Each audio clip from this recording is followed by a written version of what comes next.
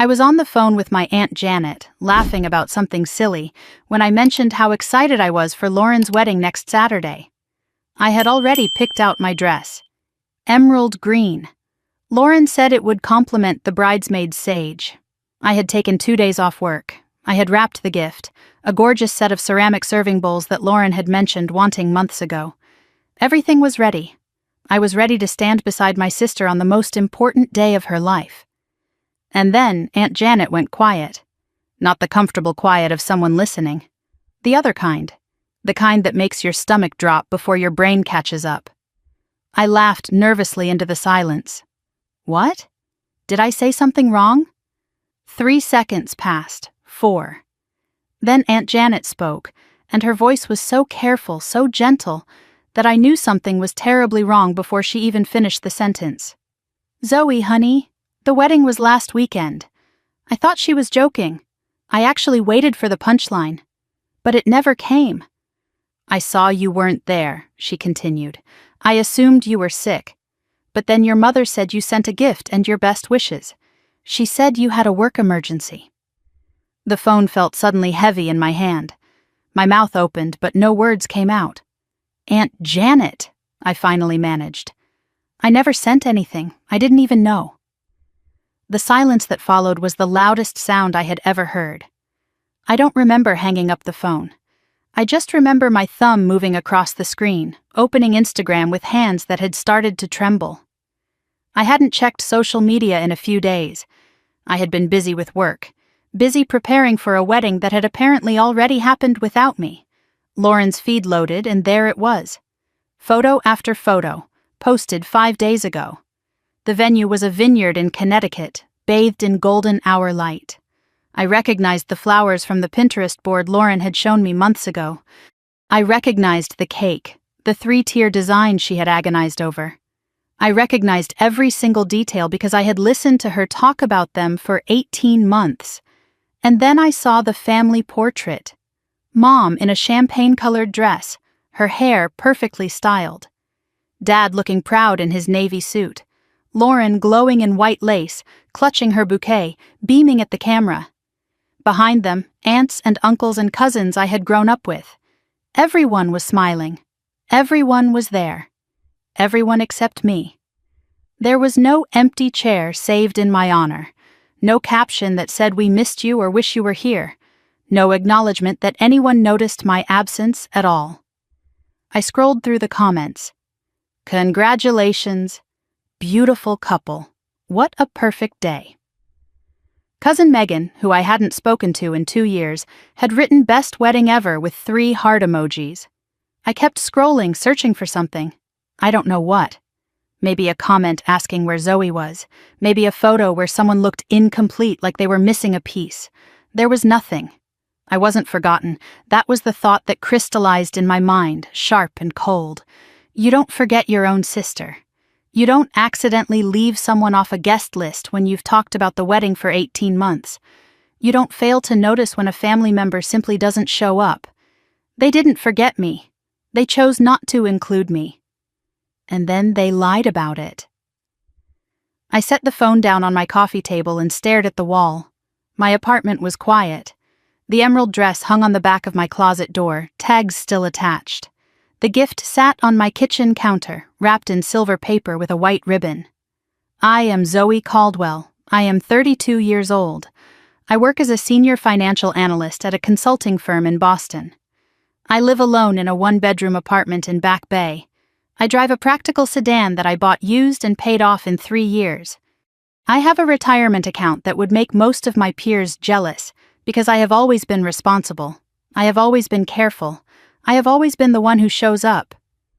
When Dad had his gallbladder surgery 6 years ago, I took 2 weeks off work to help Mom take care of him. When Lauren's car broke down in college, I drove 4 hours in the middle of the night to rescue her. When Mom wanted to renovate the kitchen but couldn't qualify for a loan, I co-signed. When Lauren maxed out her credit cards 3 years ago, I paid off $12,000 as a gift because she was too ashamed to tell our parents. I have always been the responsible one, the reliable one, the one who fixes things. And I own a lake house in New Hampshire, 3 bedrooms, a wraparound porch, a dock that stretches into still water. I bought it 5 years ago after saving for 8 years. No vacations, no designer bags, no splurges. Just a dream of a quiet place by the water where my family could gather. I bought that house for us. I pictured Thanksgiving dinners around the big wooden table, Lauren's future children running on the dock, Mom reading by the fireplace while Dad grilled on the porch. I built a shrine to a family togetherness that, I was beginning to realize, may never have existed. The sun set outside my window. I didn't move to turn on the lights. I just sat there in the growing darkness, replaying every conversation I had had with Lauren over the past year. Every text about flower arrangements, every phone call about seating charts, every excited update about the venue, the dress, the menu. She had talked to me about this wedding for 18 months. She had asked my opinion on everything from the font on the invitations to the flavor of the cake, and then she had walked down the aisle without me. I picked up my phone again, scrolled through my texts with Lauren. Our last message was from 2 months ago. She had written something casual about the guest list being finalized. I had responded with a heart emoji and the words "can't wait." She had read the message. The blue check marks were right there. She had read it and she had never responded. Because there was nothing to respond to. She had already decided I wasn't coming. The only person who didn't know was me. My phone buzzed with a new notification. A text from Mom. "Hi, honey. How was your week? Dad and I are thinking of coming to Boston next month. Maybe we could have dinner. No mention of the wedding, no explanation, no apology. Just casual small talk, as if she hadn't spent the weekend celebrating her daughter's marriage while I sat at home with an unworn dress and an ungiven gift." I stared at the message for a long time. My thumb hovered over the keyboard. For 32 years, I had always responded to my mother's texts immediately. I had always been available, always been accommodating, always been the daughter who never caused problems. But for the first time in my life, I didn't respond. I set the phone face down on the coffee table, walked to the window. The Boston skyline glittered in the darkness, beautiful and indifferent. Somewhere out there, my sister was a married woman. My parents were probably looking at wedding photos, reliving the beautiful day. My family was whole and happy and complete. And I was here, alone, wondering how I had become so invisible to the people who were supposed to love me most. Something shifted inside me that night. Not loudly, not dramatically. It was quieter than that, like a thread snapping somewhere deep inside, a thread I didn't even know had been holding everything together. I looked at the emerald dress one more time. Then I closed the closet door. I wasn't going to cry. Not yet. First, I needed answers. I did not sleep that night. I lay in bed staring at the ceiling, then at my phone, then at the ceiling again. The hours crawled by like they were mocking me. At 2 a.m, I found myself scrolling through Lauren's wedding photos again. I studied every face, looking for something. A hint of guilt. A flicker of discomfort. Someone who looked like they noticed the empty space where I should have been standing. But everyone was smiling. Everyone looked happy. The celebration was complete without me. At 4 a.m, I started drafting texts to my mother. I wrote and deleted at least a dozen messages. Some were angry, some were pleading, some were just one word. Why? But I sent none of them. I didn't know what to say because I didn't understand what had happened. At 6 a.m, I gave up on sleep entirely. I made coffee I couldn't taste and sat at my kitchen table watching the sky turn gray, then pink, then pale blue. The emerald dress was still hanging on my closet door. I couldn't look at it anymore. By 7:30, I had made a decision. I was not going to wait for an explanation. I was not going to let them control the narrative. I was going to call my parents and demand answers. I dialed their landline at 8:30 because I knew they would both be awake. Thursday mornings were predictable at the Caldwell house. Dad would be reading the news on his tablet. Mom would be making her second cup of coffee. They would be comfortable and relaxed, enjoying their routine. Mom answered on the third ring. Her voice was bright, cheerful, completely normal. "Zoe, what a nice surprise." You're calling early. No tension, no guilt, no awkwardness, just pleasant morning chit-chat, as if nothing in the world was wrong. I forced myself to stay calm. I wanted to give them a chance to bring it up first, to acknowledge what had happened, to explain. "Hi, Mom. How are you?" "Oh, wonderful. Just exhausted from the weekend, you know." She laughed lightly. "Weddings take so much out of you." The word hit me like a slap. Weddings. She said it so casually, like I had been there, like I knew exactly what she meant. "Actually," I said, keeping my voice steady even though my heart was pounding, "I don't know. I wasn't there." Silence. 3 seconds. 4. 5. Then my mother let out a small sigh, the kind of sigh you make when a child brings up something inconvenient, when you're tired of explaining something obvious. "Oh, honey, I was wondering when you'd call about that." Not, "I'm so sorry." Not, "There was a terrible mistake." Not, "Let me explain." Just resignation. Acknowledgement that she had been waiting for this conversation and had already decided how it would go. My father's voice came on the line. He must have been listening the whole time. "Zoe, don't make this into a big thing." It was Lauren's day. She wanted it to be stress-free. I felt the words like a physical blow. Stress-free. As if my presence would have caused stress. As if I was a problem to be managed rather than a sister to be included. "What does that mean?" I asked. "How am I stress?"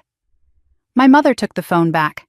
Her voice shifted into that familiar tone, the one she used when I was a child and being difficult. Patient on the surface, condescending underneath. "You know how you are, sweetheart. You're very intense. You have opinions about everything. You analyze things.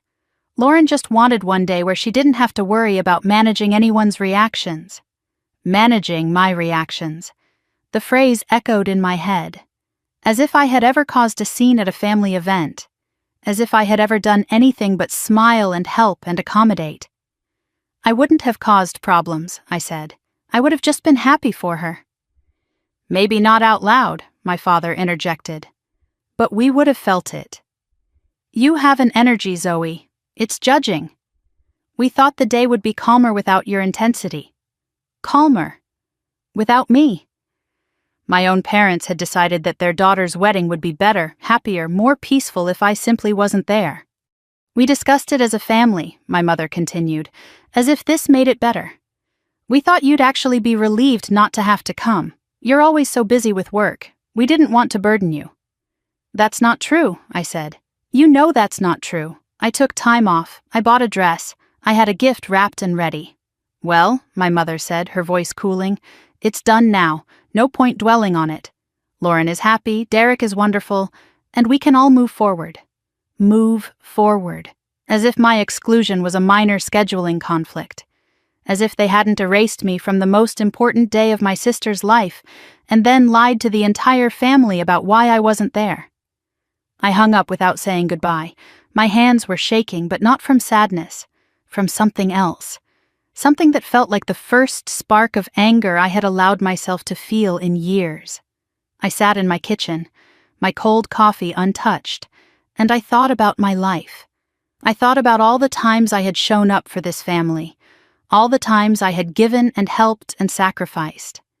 And I started to remember other things, other moments that I had filed away, explained away, forgiven and forgotten.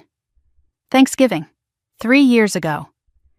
I had told the family I would drive up Wednesday night, but Tuesday evening I got a text from Lauren. "Hey, Mom said you're too busy to come. Don't worry, we understand." I had called immediately, confused. Mom laughed it off. "Oh, I just assumed. You're always working. We didn't want you to feel pressured." I drove up anyway, but when I arrived, the guest room had been given to a cousin. I slept on the couch, my 30th birthday. No party, no dinner, no card. I mentioned it to Mom a week later, trying to keep my voice light. Her response, "Oh honey, you never make a big deal about birthdays." I didn't think you'd want a fuss. But Lauren had gotten a surprise party for her 30th. 50 guests. A 3-tier cake, photos all over social media, Grandma Eleanor's funeral. I handled everything. The arrangements, the obituary, the flowers, the reception. I paid for most of it out of pocket because Lauren was going through a hard time and our parents were too grief-stricken. After the service, I overheard Mom telling a relative, "Zoe's so capable. Nothing phases her." She said it like a compliment. But what I heard was, she doesn't need us. She can handle anything. We don't have to worry about her. That was it, wasn't it? They didn't see me as a person who needed things. They saw me as a resource, capable, reliable, unfazable. Someone who handled problems, managed crises, wrote checks. Not someone who felt lonely or hurt or desperate to belong. I opened my laptop, pulled up my banking records. I needed to see it in numbers, in black and white. Lauren's credit card debt 3 years ago. $12,000. She had promised to pay me back. She never did. Mom and Dad's roof repair 4 years ago. $8,000. They said they would repay me when Dad's bonus came. It never came. Grandma's medical bills before she passed. I had covered nearly $15,000 for treatments that insurance wouldn't pay. Lauren's car insurance when she was between jobs. I paid it for 2 years. $4,800. The deposit for Derek's engagement ring. Lauren wanted something special, something Derek could be proud of. I contributed $3,000 because she asked. I added it up. Nearly $43,000 over 5 years. And that didn't count the time, the energy, the emotional labor of being the one who always fixed things. I wasn't a sister. I was a bank account with a heartbeat. And the interest rate was my dignity. My phone buzzed. A text from Aunt Janet. "Can we meet? There's something you need to know." Not over the phone. I stared at the message. Aunt Janet had always been the quiet observer in our family. Mom's younger sister, the one who noticed things but rarely spoke up. I typed back, "What is it?" Her response came quickly. "It's about your grandmother's estate, and why you never received anything." My heart stopped. Grandma's estate? I had been told there was nothing left, that the house went to medical bills and funeral costs, that there was no inheritance to divide. I texted, "Grandma didn't leave anything. Mom said the house was gone. The 3 dots appeared, disappeared, appeared again." Then, "That's not true, Zoe, there's more. But I need to tell you in person. Can you meet me Saturday?" I looked at the emerald dress still hanging on my closet door. Then I got up, took it off the hanger, and folded it neatly into a donation bag. I wouldn't be needing it anymore. The cafe Aunt Janet chose was in Cambridge, tucked between a used bookstore and a dry cleaner. It was the kind of place where nobody would recognize us. The kind of place for conversations you don't want overheard. I arrived 15 minutes early. I ordered a black coffee and sat in a booth near the back watching the door. My leg bounced under the table. The coffee sat untouched, growing cold. The cafe smelled like cinnamon and old books, and soft jazz played from speakers I couldn't see. Everything felt too calm for what I suspected was coming. Aunt Janet walked in at exactly 2 o'clock. She looked older than I remembered. Deeper lines around her eyes, less color in her cheeks. She was carrying a worn leather folder, clutching it against her chest like it contained something precious. Or dangerous. She slid into the booth across from me. She didn't order anything. She just looked at me for a long moment, her eyes filled with something I couldn't quite read. Before I say anything, she began, her voice barely above a whisper. "I need you to know that I should have told you sooner. I've been a coward, Zoe, and I'm sorry." My stomach dropped. Whatever this was, it was bigger than a missed wedding. "Tell me," I said. She took a deep breath. "Let me start with the wedding. What your mother told you, that they thought you'd be uncomfortable, that it was about Lauren wanting a stress-free day. That's not the full truth." She paused, gathering herself. "I was at the bridal shower 4 months ago. I overheard Lauren talking to your mother in the kitchen. Lauren was upset, agitated. She didn't know I was in the hallway. What did she say?" Aunt Janet's jaw tightened. She said, "I don't want her there. She always makes everything about herself." The words hit me like ice water. Lauren said that about me? Aunt Janet nodded. Your mother tried to reason with her, said people would ask questions if you weren't there, and Lauren said, then tell them she's busy. Tell them she sent a gift. I don't care. I just don't want her standing next to me looking like that. Looking like what? Perfect. Put together. Making me look like the mess I am. I sat back against the booth. The cafe suddenly felt too small, too warm. I had spent my whole life trying to be responsible, trying not to be a burden, and my sister resented me for it. Your sister has always been jealous of you, Aunt Janet said gently. You just never saw it because you were too busy taking care of everyone. You have the career, the savings, the stability. Lauren has always felt like she was living in your shadow. But I never made her feel that way. I never compared us. I helped her, I know. But that's not how she sees it. Every time you helped her, it reminded her that she needed help. And instead of being grateful, she built up resentment. And your parents never pushed back. They never told her that what she was asking was wrong. They just chose the path of least resistance. The path of least resistance. I was the difficult one, the obstacle, simply because I existed. So, the story about me sending a gift, I said slowly. The work emergency, that was all planned, your mother's idea. She told everyone at the wedding that you had an urgent project at work, but that you sent a beautiful gift and a heartfelt card. She even described the gift. A crystal vase from some fancy store in Boston. I laughed, but there was no humor in it. She had details ready, she rehearsed it. She did, and everyone believed her. Why wouldn't they? Zoe's so busy with work. Zoe's always got something going on. It fit the story they've been telling about you for years. Did anyone question it? Did anyone think it was strange? A few of us wondered. Your cousin Megan asked where you were, but your mom shut it down fast. Said you'd been distant lately and the family was giving you space. The room seemed to tilt. Not only had they excluded me, they had rewritten the story so that I was the one pulling away. I was the one who had chosen not to come. The narrative was completely flipped. Aunt Janet reached into her leather folder. There's more, Zoe. This is the part I've been carrying for too long. She pulled out a stack of documents. Yellowed paper, legal letterhead. A faded envelope with my name on it. Your grandmother, she said. My mother. She left a will. A real one, notarized and filed with a lawyer.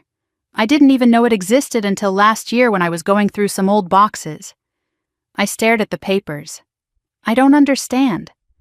Mom told me Grandma didn't leave anything. She said the house had a reverse mortgage, that everything went to medical bills and funeral costs. Aunt Janet shook her head slowly. There was no reverse mortgage. The house was paid off decades ago. But Eleanor didn't just own the house. She also owned a small apartment in downtown Boston, a 2-bedroom in the North End. She bought it in the 1970s when prices were low. By today's market, it's worth around $450,000. The number didn't register at first. $450,000. An apartment I had never heard of. She left it to you, Zoe. Aunt Janet slid a document across the table. The will says, and I quote, to my granddaughter Zoe Marie Caldwell, who has always reminded me of myself. Steady, generous, and overlooked. My grandmother's words, written for me, about me. I never received this, I whispered. I never knew any of this existed. I know. Because the letter from the estate lawyer was sent to your parents' house. You were staying there during the funeral, remember? But by the time it arrived, you had already gone back to Boston. So, someone intercepted it. Aunt Janet nodded grimly. She slid another document across the table. According to the county records I pulled, the apartment was sold 2 years ago, for $420,000. I looked at the paper, a deed transfer, a sale record, and at the bottom, a signature I recognized. Richard Caldwell, acting as legal representative for Zoe Marie Caldwell, my father. My father had sold my inheritance. How is this possible? I asked, my voice shaking. I never gave him permission. I never signed anything. Aunt Janet pulled out one more document. A power of attorney form, dated 3 years ago. At the bottom was my signature. Except it wasn't. The handwriting was close. Someone had studied my signature carefully. But the loop on the Z was too tight. The Y didn't extend far enough. I know my own handwriting. I had never signed this document. I had never even seen it. "I didn't sign this," I said. "I suspected as much."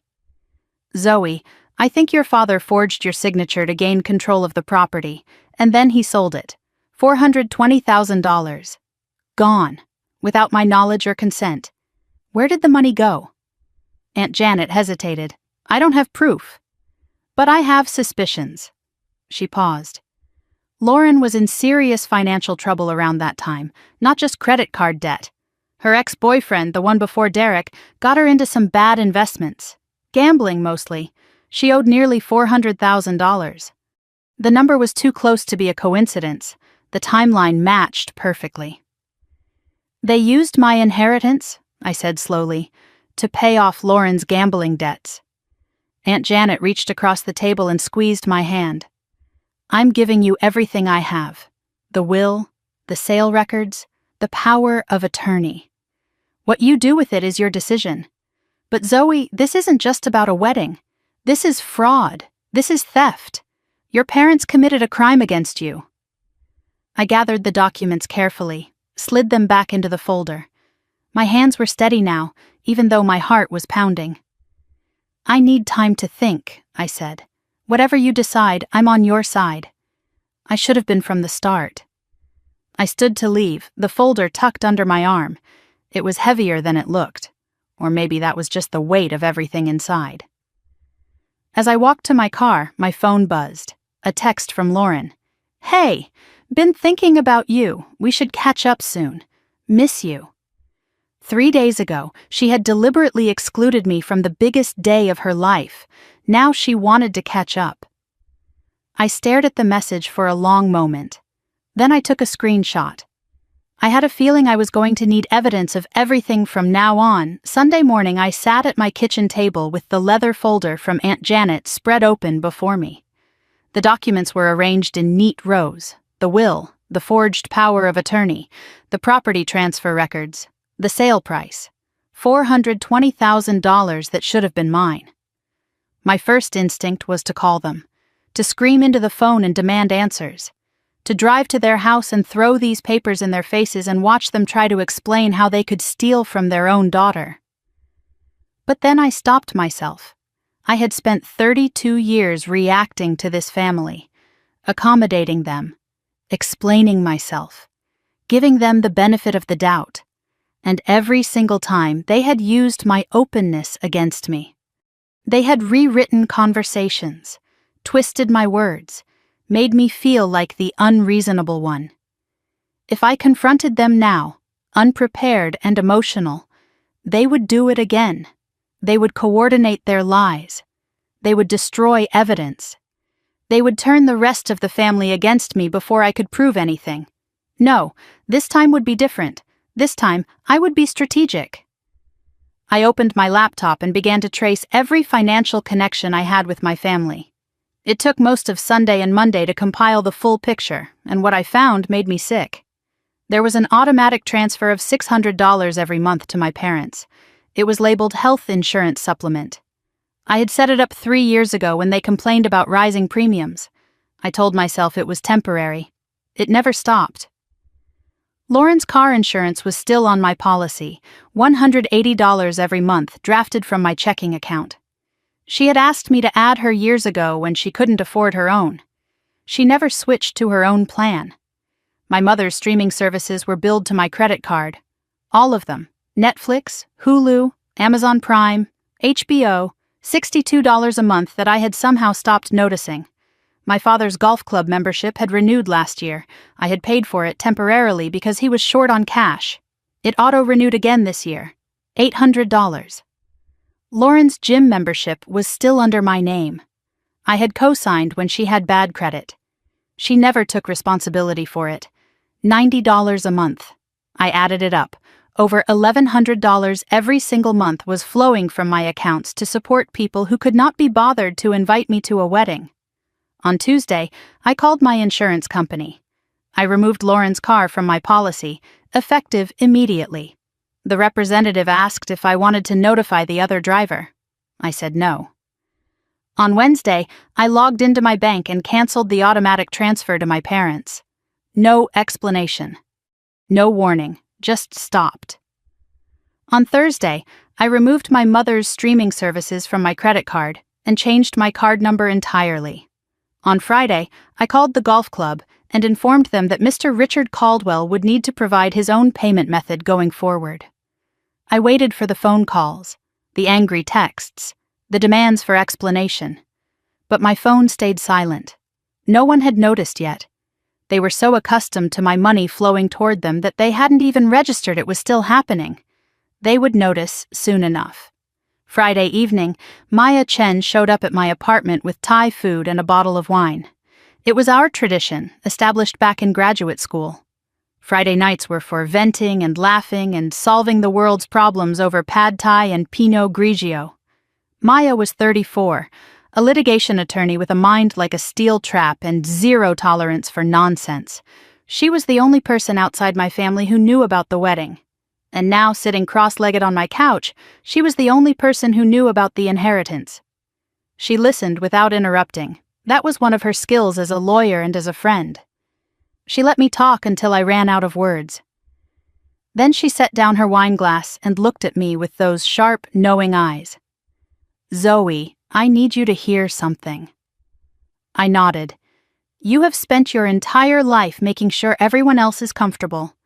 You smooth things over, you write checks, you show up. And what did it get you? A forged signature and a fake excuse for why you weren't at your sister's wedding." "I know," I said quietly. "For once in your life, let them feel your absence. Don't explain, don't argue, don't give them a chance to gaslight you. Just disappear. Let them figure out what life looks like without their ATM." I thought about that. The idea of simply stepping back and watching them scramble. No confrontation, no drama, just silence. "I'm going to the lake house this weekend," I said. "I need to think." Maya nodded approvingly. "Good. And Zoe, if you find anything else up there, anything at all, you call me. This isn't just family drama anymore. This is potentially criminal." After she left, I remembered something. There was a box at the lake house, Grandma Eleanor's belongings. I had brought it home after the funeral 3 years ago and never opened it. Life kept moving. Work kept demanding. Lauren kept needing. There was never time for grief. Never time to sit with what I had lost. Maybe it was time to open that box. Saturday morning, I drove north on I-93 and watched Boston shrink in my rearview mirror. The traffic thinned as I crossed into New Hampshire. Strip malls gave way to pine forests. The air changed, cleaner and sharper, smelling of cold water and autumn leaves. The lake house sat on 2 acres at the edge of Lake Winnipesaukee. It was small but solid. 3 bedrooms, a wraparound porch, floor-to-ceiling windows facing the water. I had saved for 8 years to buy it. 8 years of skipped vacations and secondhand furniture and saying no to myself over and over again. I had built this place for family gatherings that never happened, for holiday memories that never materialized, for a togetherness that existed only in my imagination. The house was quiet when I unlocked the door. Dust floated in the afternoon light. The smell of cedar wrapped around me like a memory. I hadn't been here in 4 months. Life kept getting in the way. Life and the endless demands of people who didn't appreciate me. I found the box in the guest room closet. Cardboard, taped shut, labeled in my own handwriting. "Grandma's things. Sort later." I carried it to the living room and set it on the coffee table. My hands trembled slightly as I cut the tape. Inside, I found pieces of a woman I had loved and lost. Old photographs of Grandma Eleanor as a young woman, standing in front of an apartment building I didn't recognize. Costume jewelry. A pearl brooch and a thin gold chain. A leather journal half filled with recipes and observations about life. Birthday cards I had sent over the years, saved and rubber-banded together. And at the bottom, a small velvet pouch containing her wedding ring. I held the ring in my palm. It was warm from being stored in the box, as if she had just taken it off. I remembered her hands, soft and spotted with age, always reaching for mine. "You're my steady one," she used to say. "Everyone else is a weather vane. You're the foundation." Then I saw the envelope. It was at the very bottom of the box, beneath everything else. My name was written on the front in unfamiliar handwriting. Formal, legal. I opened it with shaking hands. It was a letter from a law firm, Harrison & Webb, estate planning, dated 3 years ago, 2 weeks after Grandma Eleanor's funeral. "Dear Ms. Caldwell," it read, "we are writing to inform you that you have been named as the sole beneficiary of the property located at 847 Hanover Street, Boston, Massachusetts, as specified in the last will and testament of Eleanor Frances Caldwell. Please contact our office at your earliest convenience to begin the transfer process." The letter had been sent to my parents' house. I had been staying there during the funeral. I had left to go back to Boston before it arrived. Someone had intercepted this letter. Someone had seen that it was addressed to me, opened it, read it, and decided to hide it. Then they forged my signature, sold my inheritance, and kept the money. I photographed every page, photographed every document, uploaded everything to a secure cloud folder. Then my phone buzzed. A text from my mother. "Hi, sweetie. Haven't heard from you in a while. Everything okay?" Also, Dad noticed something weird with the insurance. "Can you call us?" They had noticed. I turned off my phone, walked out to the dock, sat with my feet dangling over the black water and watched the stars appear one by one. Let them wonder. Let them worry.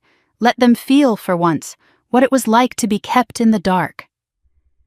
Monday morning, I called in sick to work for the first time in 4 years. I sat at my kitchen table with every document I had gathered spread before me. The folder from Aunt Janet, the letter from the law firm, printouts from county records I had accessed over the weekend at the lake house. I approached this the way I approached my job, methodically, analytically, without emotion. Emotion would come later. Right now, I needed facts. The property transfer records told a clear story. Grandma Eleanor's apartment at 847 Hanover Street had been sold to a development company for $420,000. The seller of record was Richard Caldwell, acting under power of attorney for Zoe Marie Caldwell. My father had not just signed one document. He had coordinated with real estate agents. He had hired lawyers. He had closed a deal worth nearly $500,000, all while pretending to my face that the apartment never existed. I picked up my phone and dialed Harrison & Webb, the estate planning firm that had sent the original letter. A paralegal answered. Her voice was polite, professional. I explained who I was, that I was calling about my grandmother Eleanor Caldwell's estate from 3 years ago. I heard typing on the other end. Then she said, "Yes, Ms. Caldwell. We sent correspondence to you at 142 Maple Drive, Concord, New Hampshire. My parents' address. Not mine." "Did anyone respond to that letter?" I asked. A brief hesitation. "Our records show that a Mr. Richard Caldwell called on your behalf. He stated that you were dealing with grief and had asked him to handle the estate matters. He provided a signed power of attorney. We had no reason to question it." I closed my eyes. Of course they had no reason to question it. My father was a respectable man, a church-going, golf-playing retired professional. Why would anyone suspect him of forgery? "I never signed a power of attorney," I said, keeping my voice steady. "I never received your letter, and I never authorized anyone to act on my behalf." The paralegal went quiet for a long moment. Then she said, "Ms. Caldwell, I think you should speak with one of our attorneys. This sounds like something beyond my scope. I'm going to transfer you." Hold music filled my ear.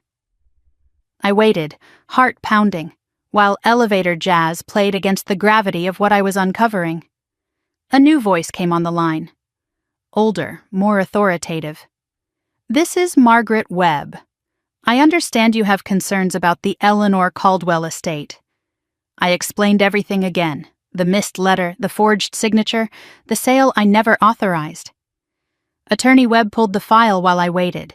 She confirmed that Richard Caldwell had handled the entire estate process. The power of attorney had appeared legitimate. All documents had been properly notarized. Who notarized the power of attorney? I asked. More typing. A notary named Linda Parsons, based in Concord, New Hampshire. The name hit me like a cold wave. Linda Parsons. I knew that name. She was my mother's friend from church. The woman who came to Christmas dinner sometimes. The woman who would notarize anything for the Caldwell family without asking questions.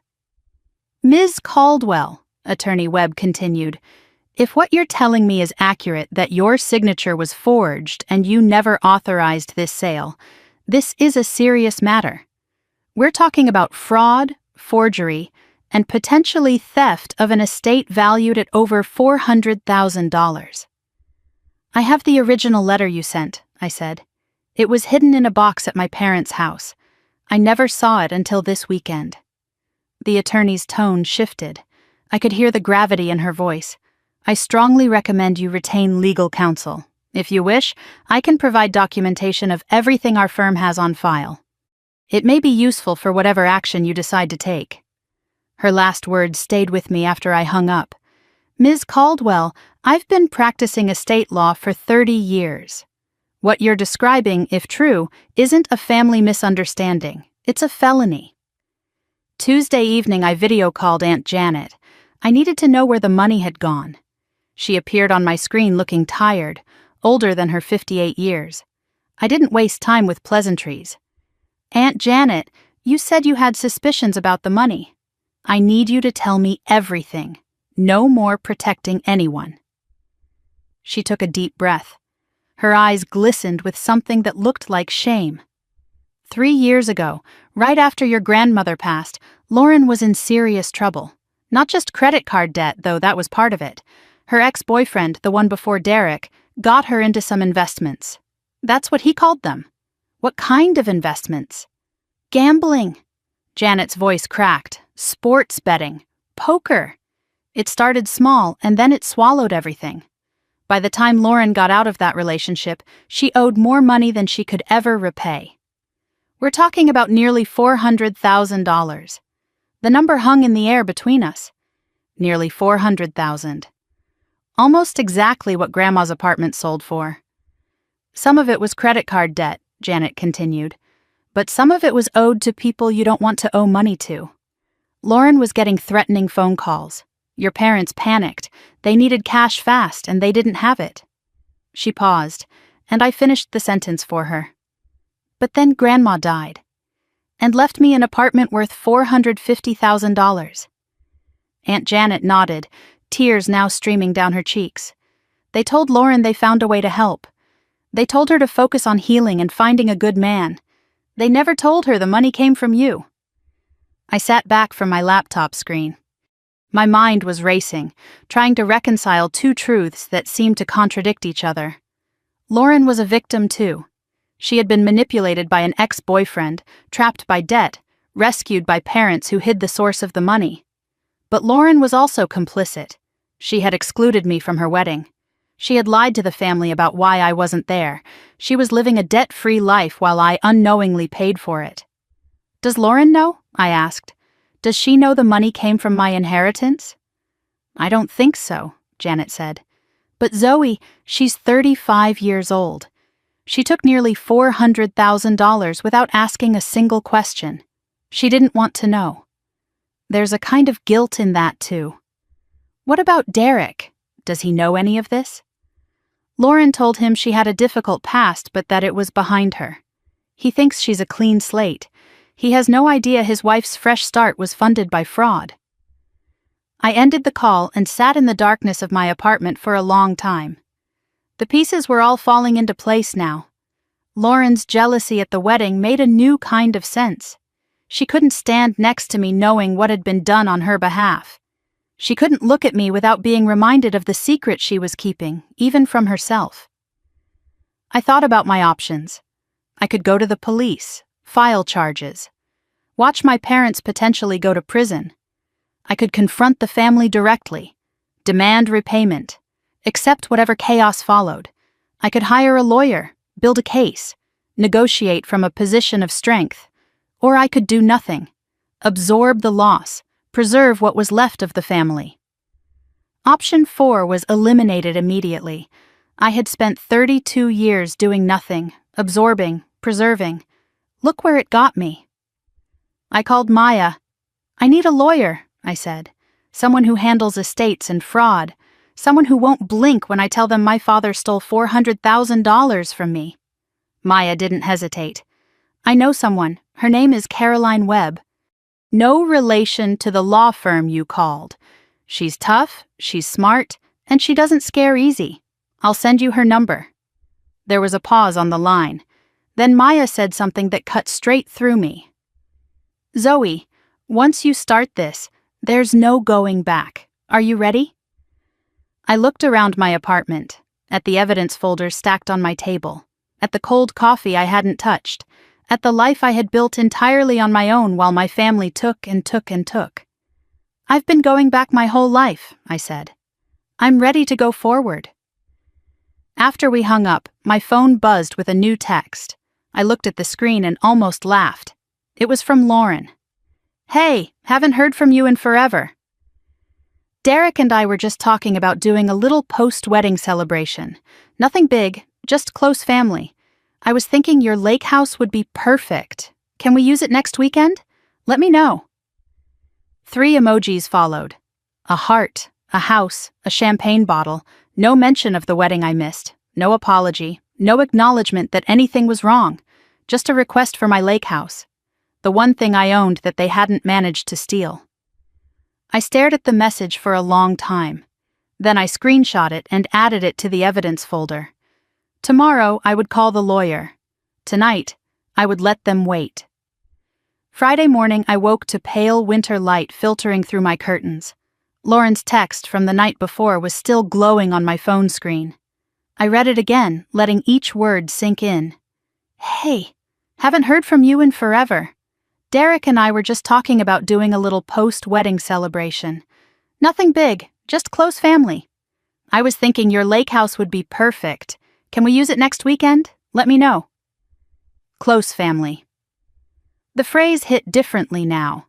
I was close enough to fund Lauren's escape from $400,000 in gambling debt, close enough to pay for our parents' insurance premiums, close enough to bail everyone out of every crisis for the past decade, but I was not close enough to receive a wedding invitation.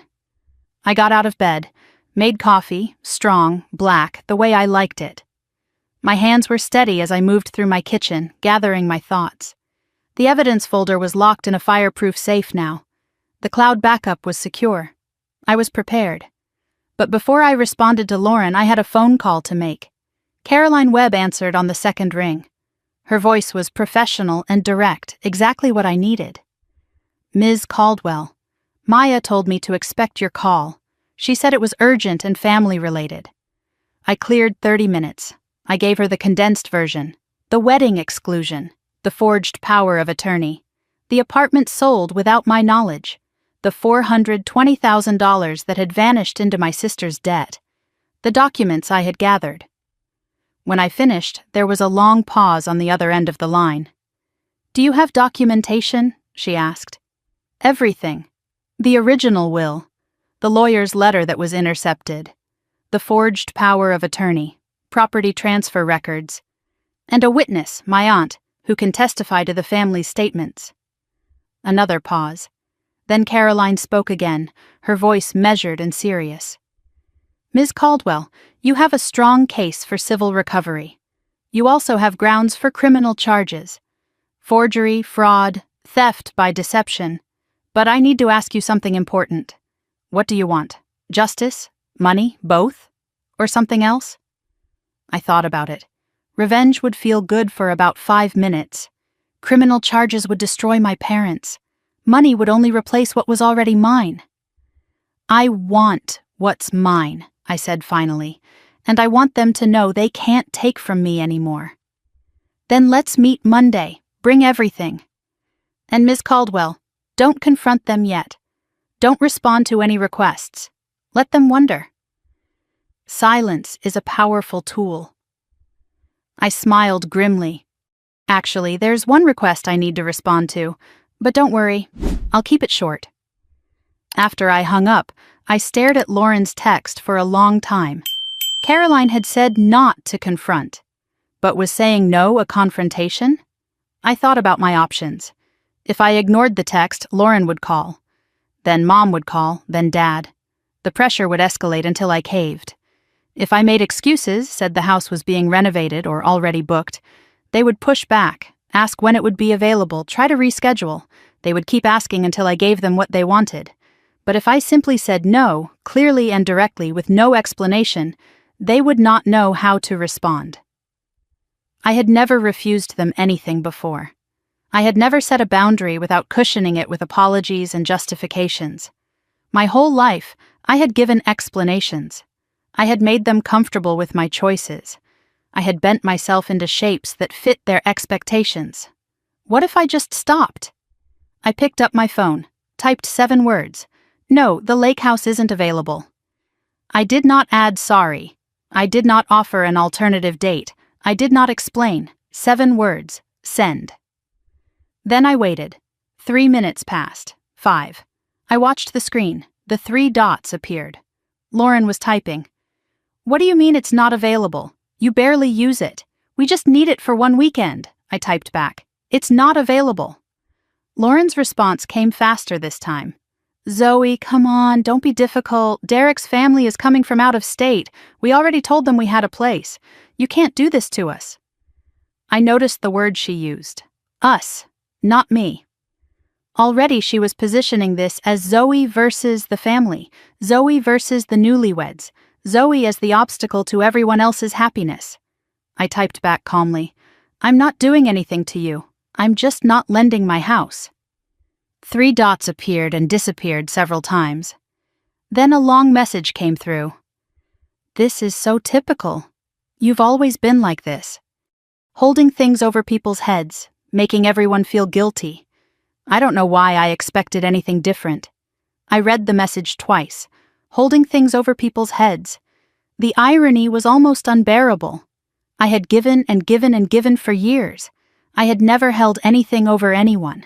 I had never even collected on the debts they owed me. I sent one final message. I'm not going to argue about this. The answer is no. Then I muted the conversation. I didn't block Lauren, not yet, but whatever came next, I would read it on my own terms. Exactly 8 minutes later, my phone rang. The screen showed Mom. 8 minutes. That was how fast the family machine mobilized. I could have let it go to voicemail, but I wanted to hear it. I wanted to know exactly what they would say. Hi, Mom. Her voice was not the sweet, casual tone from her recent texts. This was the other voice, the one I had heard growing up when I didn't perform as expected. Cold, controlled, edged with disappointment. Zoe, I just got off the phone with Lauren. She's very upset. I imagine she is. She said you refused to let them use the lake house. Zoe, that's incredibly selfish. They're newlyweds. They have guests coming. You're punishing your sister over some silly misunderstanding about the wedding. I let the word hang in the air between us. Misunderstanding. The invitation situation, Mom continued, her voice tightening. Look, there was confusion with the dates. It happens. Lauren feels terrible about it. But this isn't the way to handle your feelings by withholding things from family. Withholding. As if my personal property, purchased with my own money, earned through my own labor, was something I was obligated to share. Mom, I said, keeping my voice even, I'm not withholding anything. I'm choosing not to lend my house. Those are different things. Her tone sharpened. You're being petty. This isn't like you. What's going on? For a moment I considered telling her everything. I could mention the apartment right now, the forged signature, the $400,000. I could watch her scramble for excuses in real time.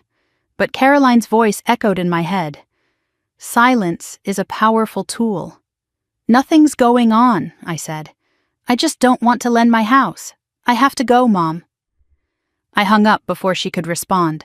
My hands were shaking, Not from fear, from adrenaline. I had just hung up on my mother for the first time in my life. Over the next 3 hours, my phone lit up repeatedly. Lauren unmuted briefly so I could check. "I can't believe you're doing this. Derek is so disappointed. His mother was excited about the lake. Thanks for ruining everything." Dad, via email. "Zoe, your mother is upset. Call her back. Let's work this out like adults." Lauren again, "You know what? Forget it. We'll find somewhere else. But don't expect me to pretend this is okay." Mom, via text, "I hope you're happy." Lauren is crying. I scrolled through the messages and noticed what was missing. No one asked why. No one asked if I was okay. No one acknowledged the wedding exclusion or offered any kind of genuine apology. Every message was about their inconvenience, their plans, their feelings. I said one word, no, and suddenly I was the villain. They had taken from me for years and I was a good daughter. I refused once, and I was selfish, petty, a ruiner of everything. I needed air. I walked for an hour through the Boston streets. The cold bit at my cheeks and stung my lungs. I walked with no destination, just movement, letting my body process what my mind couldn't yet accept. By the time I returned to my apartment, something had settled inside me. The shaking was gone. The guilt that usually followed any family friction, the guilt I had been trained to feel, was absent. I sat down, opened my laptop, began organizing the evidence folder for Monday's meeting with Caroline. My phone buzzed one more time, a number I didn't recognize. "Zoe, this is Derek. Can we talk? I think there's a lot I don't understand." I stared at the message. Derek, Lauren's husband, the man who didn't know about his wife's gambling past, or the stolen inheritance, or any of the secrets buried beneath their shiny new marriage. I typed back, "Yes, but not today. I'll reach out when I'm ready." The game had just gotten more complicated. Saturday morning, I woke to 17 new notifications on my phone. The family offensive had begun in earnest. The first was an email from my father, sent at 11:47 the night before. The subject line read, "A word about family." I opened it and found a long, rambling message about blood bonds and duty. He wrote that my grandmother would be ashamed of my behavior. He reminded me that they had raised me better than this. He explained that Lauren had always been more fragile and that I knew that. "The strong must support the weak," he wrote. "That's what family means." The second was a voicemail from my mother, left at 7:23 in the morning. Her voice was thick with theatrical tears. She said she couldn't sleep, that my father couldn't sleep, that Lauren had called them crying at midnight. She claimed she didn't understand where this was coming from. "We've always been such a close family," she said. "If this is about the wedding, we can talk about it. But punishing everyone won't solve anything." Then came the texts from Lauren, scattered throughout the night like shrapnel. 12:15 in the morning. "Fine, be that way." 1:48.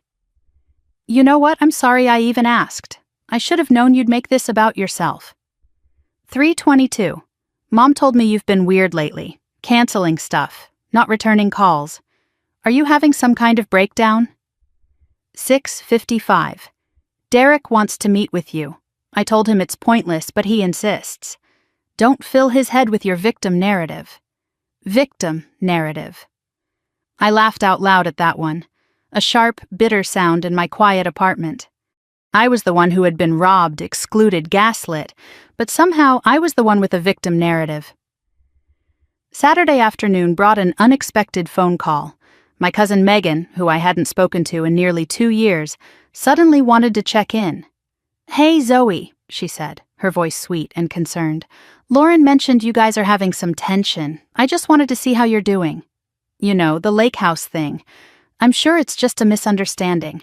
Lauren's been through so much with the wedding stress. Maybe you could reconsider?" I recognized the script immediately. They were deploying flying monkeys. Family members who hadn't bothered to call in years were suddenly checking in, all steering the conversation toward the same destination. Zoe should give in. Zoe should apologize. Zoe should share the lake house. Zoe should stop being difficult. Saturday evening brought an email from my Uncle Robert. A man who had forgotten my last 3 birthdays wrote to tell me that life was too short for grudges. "Your grandmother always said family comes first," he added. I didn't respond to any of them. Each message got read, noted, and filed away in my memory. But I gave them nothing back. No explanations, no defenses, just silence. They had never coordinated this hard for anything in my life. Not for my graduation, not for my promotion, not when I was in the hospital with appendicitis at 26 and spent 3 days alone because everyone was too busy. But refused to lend a lake house, and suddenly everyone had my phone number. "Sunday morning," Derek texted again. "I know this is awkward, but I really think we should talk. Just us, no Lauren, please."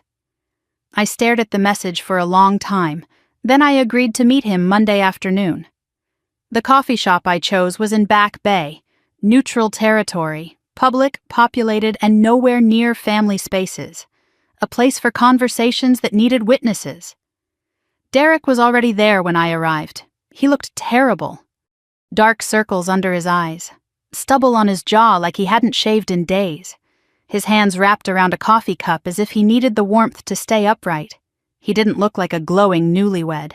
He looked like a man whose world was starting to crack. "Thank you for meeting me," he said as I sat down across from him. "I know this is weird." "You said you don't understand things," I replied. "What things?" He stared at his coffee for a moment before answering. "The wedding, not inviting you. Lauren told me it was your choice.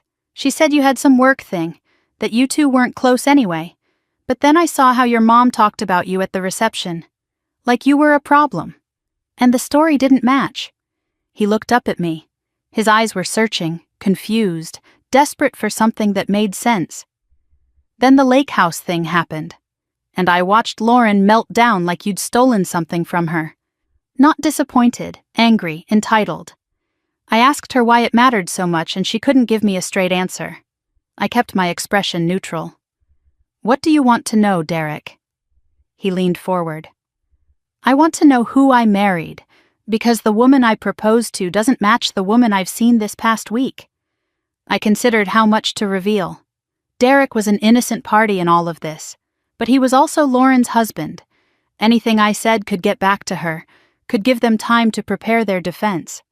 But looking at his face, I saw genuine confusion, genuine pain. He wasn't here to manipulate me. He was here because something was very wrong in his marriage, and he knew I might have answers.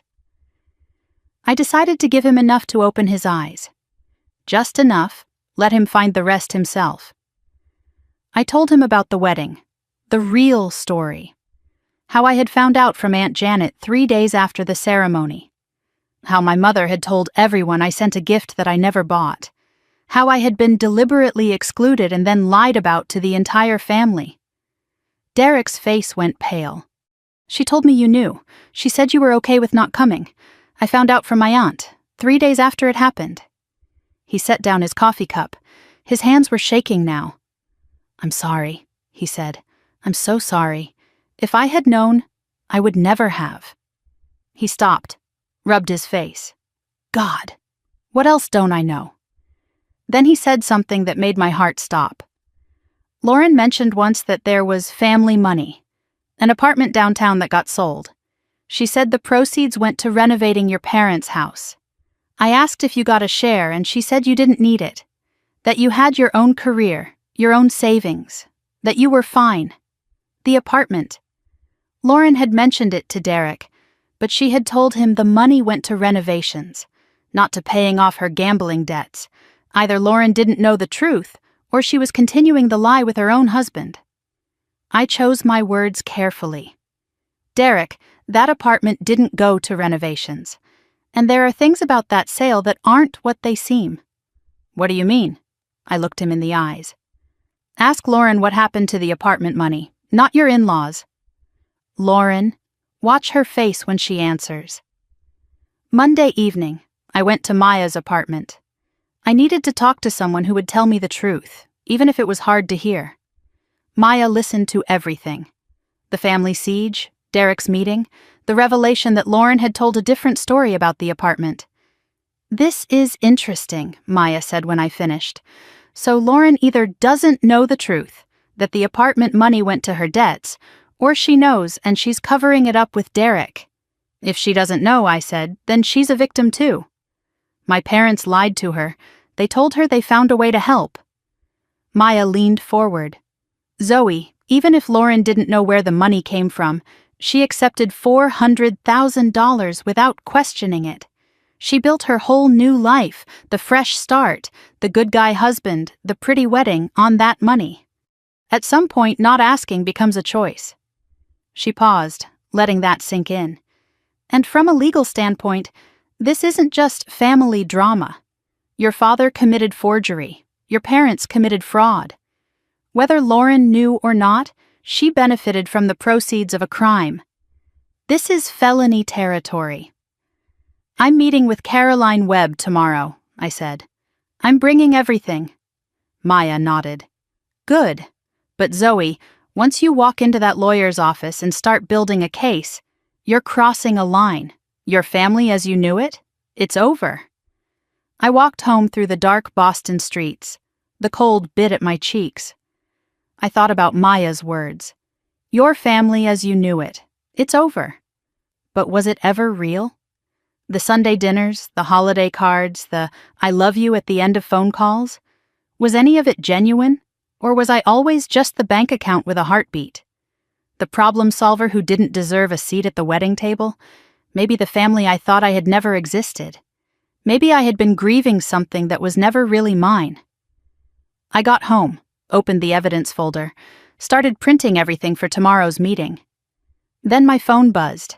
A text from Derek. I asked Lauren about the apartment. She got defensive and left the room. Then she made a phone call. I heard her say, "Zoe knows." I don't know what that means, but I think something is very wrong here. I stared at the two words. Zoe knows. The game was changing. They were realizing I wasn't in the dark anymore. Good. Tuesday morning at 9 o'clock, I walked into the law office of Caroline Webb. It was a converted brownstone near the financial district. Dark wood paneling, leather chairs, framed degrees on every wall. The whole place smelled like old money and consequences. I carried a leather briefcase I had borrowed from Maya. Inside was every document, every photograph, every piece of evidence I had gathered over the past 2 weeks. My hands were steady, but my heart was not. The receptionist offered me coffee. I declined. My stomach was too tight for anything. Caroline Webb emerged from a corner office a few minutes later. She was in her mid-50s with silver-streaked hair pulled back in a severe bun, sharp eyes behind elegant glasses. She shook my hand firmly. Not warm, but not cold either. Professional, competent. "Ms. Caldwell," she said, "Maya speaks highly of you. She also told me the basics, but I want to hear everything from you. In your own words. Start from the wedding. In my own words." I couldn't remember the last time anyone had asked for those. I opened the briefcase and laid the documents on her desk like cards in a game I was finally ready to play. I walked Caroline through everything chronologically. The wedding exclusion and the cover story my mother had invented. Aunt Janet's revelations about Lauren's jealousy. My grandmother's will which left me the apartment. The intercepted lawyer's letter. The forged power of attorney with my fake signature. The property sale for $420,000. The notary connection, Linda Parsons, my mother's friend from church. And the timeline that matched perfectly with Lauren's gambling debt crisis. Caroline examined each document carefully. She was quiet, methodical. She made notes on a yellow legal pad and occasionally asked clarifying questions. "This signature," she said, pointing to the power of attorney. "You're certain you never signed this? I've never seen this document before in my life." "That's not my handwriting." "The notary, Linda Parsons. Have you had any previous relationship with her? She's a friend of my mother's. They go to the same church. She comes to Christmas dinner sometimes. And your aunt. She's willing to testify to what she told you? She said she would. She gave me all the documents willingly." After 45 minutes, Caroline set down her pen. She removed her glasses and looked directly at me. "Ms. Caldwell," You have one of the most comprehensive cases of estate fraud I've seen in 15 years. The words hung in the air between us. She continued with the legal breakdown. Forgery of the power of attorney was a Class C felony in Massachusetts, up to 10 years in prison. Fraudulent transfer of property carried both civil and criminal liability. Theft by deception, given the amount involved, was a serious felony charge. And if the notary had been a knowing participant, she was liable too. Your father committed crimes, Caroline said. Your mother, at minimum, was complicit. There's enough here to pursue criminal charges if you want. There's also enough for a civil suit to recover the full value of the property plus damages. I felt the weight of those words settle over me. Criminal charges. Up to 10 years. My father, in prison. Before we discuss strategy, Caroline continued, I need to understand what you want. This isn't just about what's legally possible. It's about what you can live with. She laid out my options clearly. Option 1 was criminal prosecution. I could file a report with the district attorney, provide evidence of forgery and fraud, and potentially see my father charged with multiple felonies. The consequence would be public exposure, possible prison time, and the complete destruction of whatever remained of my family. Option 2 was a civil lawsuit. I could sue for recovery of the property value plus damages, force a settlement, or go to trial. It would be expensive and lengthy, but it would keep things out of criminal court. Option 3 was a negotiated settlement. I could approach the family through legal channels, demand repayment, and threaten options 1 and 2 if they refused. It was the fastest path and the one that gave me the most control. Most clients in your situation want option 3 first, Caroline said. It's the least destructive path, but it only works if the other side believes you're willing to escalate. What do you recommend? We send a formal demand letter. Give them 7 days to respond. Make clear that failure to comply will result in both criminal referral and civil action. Let them choose how ugly this gets. I nodded slowly. That felt right. Not destruction for its own sake, just consequences for their choices. Then Caroline raised another question. There's one more thing, she said. What about your sister? From what you've told me, Lauren may not know the truth about where the money came from. If we proceed, especially with criminal charges, she'll find out. Her marriage will likely end. Her life will unravel. I thought about Lauren, the jealousy that had led to my exclusion from the wedding, the entitlement over the lake house, the victim narrative accusation. But I also remembered Lauren at 16, crying over a breakup, asking me for advice. Lauren at 25, calling from a bad date, needing me to come pick her up. The sister who existed before she became someone I didn't recognize. Do you want Lauren to know the truth? Caroline asked. And if so, do you want her to find out from you, from me, from your parents, or from a courtroom? I thought about it carefully. I used to think protecting Lauren was my job. That's what I always did. But Lauren isn't a child. She's 35 years old. She accepted money she didn't earn, built a life on it, and never asked a single question. And when it came time to include me in her happiest day, she chose to erase me. I want my parents to tell her the truth.